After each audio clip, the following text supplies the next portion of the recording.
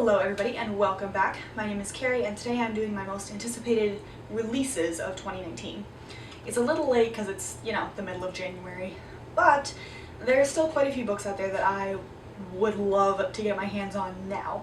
So we're going to go through those. This one is one that has technically already been released, and that is The Winter Witch by Katherine Arden. This one came out January 8th and it is the third in the Winter Night trilogy that starts with The Bear and the Nightingale, following Vasya in the medieval-ish Russian winters as she deals with folklore and magic versus Russian orthodoxy. Next is Dragon Pearl by Yoon Ha Lee, sorry.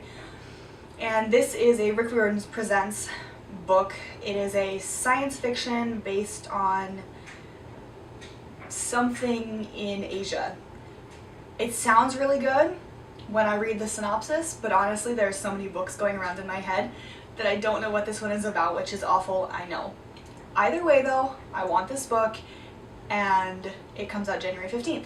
Next is King of Scars by Leigh Bardugo, which comes out January 29th. This follows one of the characters from the Grisha trilogy, Nikolai. The only problem I have with this book is that I haven't read the Grisha trilogy. I've read the Six of Crows duology, but not the Grisha trilogy. So that's on my TBR for January so that I can read that book when it comes out. Next is Lady Smoke by Laura Sebastian, which comes out February 5th. This is the second to another book that I haven't read, Ash Princess. However, also on my TBR for January so that I can read this book. I also want to keep up with the sequels so that I don't go 2 years without reading it and suddenly realize that there's 3 more books out in the series. It is a YA fantasy about a girl who loses her entire family and she is the only one left, and she's kept around as sort of a trophy, and she decides to fight back. Then there's Daughter of Moloka'i by Alan Brenner. This is the second/companion novel to Moloka'i by Alan Brenner, which followed a young girl who was diagnosed with leprosy at the age of 7 in the late 1800s in Hawaii. She is sent to Moloka'i, which is a leper colony, and this follows one of the other characters in that book, and I'm so excited for this book. I didn't know it was coming out until I did a search, and it's already pre-ordered. I will read it when it comes. That one comes out February 19th. Then there is Four Dead Queens by Astrid Schuldt, which comes out February 26th.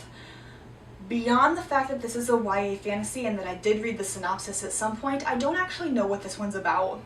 But I know that I was excited, or I must have been, because it's either on my wish list or pre-ordered. I had a bit of a spree pre-ordering books, so there's a couple that I'm not entirely sure what I've done with them. Next is Children of Virtue and Vengeance by Tomi Adeyemi, which is the second in the Children of Blood and Bone series. This was supposed to come out in March because the first book came out in March last year. However, it's been pushed back to June, and I'm so nervous. I need it now, not June, but it's now due June 4th, so I have to wait. If you don't know what this series is about, it is a Nigerian-inspired fantasy where a girl lives in a world where magic has been destroyed, obliterated, and she goes on a quest to bring it back.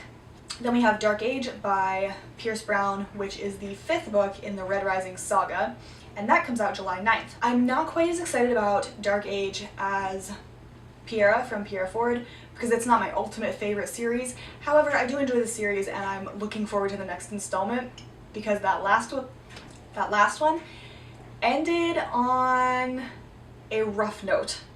It is a science fiction adult, which means it's set in space, obviously, but the first trilogy follows a young man named Darrow who infiltrates the highest ranks of society in order to take them down.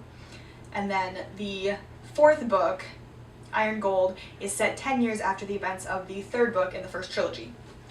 Then we have The Dragon Republic by R.F. Kuang, which comes out August 6th. This is an adult fantasy following our main character who took a military aptitude test and passed with some of the best scores they've seen, which just shouldn't have happened. It is not necessarily inspired by, but has similar threads to the events of the rape of Nanking or Nanjing and events around that era as well, 1930s, 1940s. I haven't read The Poppy War, which is the first book in that series. Again, on my TBR for the year, but I'm excited because I've heard nothing but good things about the series. Next is Dark Dawn by Jay Kristoff, which comes out September 9th. This was pushed back an entire year. Actually, it was supposed to come out last September, and last September is when I read Nevernight and God's Grave. Loved them. Phenomenal, phenomenal books. Adult fantasy about a girl who joins a group of assassins to avenge her father. I'm so excited about the third one because he left me on a cliffhanger that is just about as bad as Rick Riordan's, and I can't stand it. And then the last one is actually Rick Riordan, and that is The Tyrant's Tomb, which is number 4 in the Apollo series, which comes out September 29th. I'm excited about this predominantly because it's Rick Riordan and I buy pretty much anything that he writes. It's always good, even though the Apollo series is one of my lesser favorite series of his. I am excited to see where Apollo and Meg and the rest of them go, and to see what happens after the events of the third book, because that had some twists that I did not see coming. But those are all of the anticipated releases. Well, those are most of the anticipated releases. Obviously there are some that I have forgotten or couldn't find, so that caveat's always there. There's always more books. But those are most of my anticipated releases of 2019. I hope you enjoyed, and I'll see you in my next video. Bye.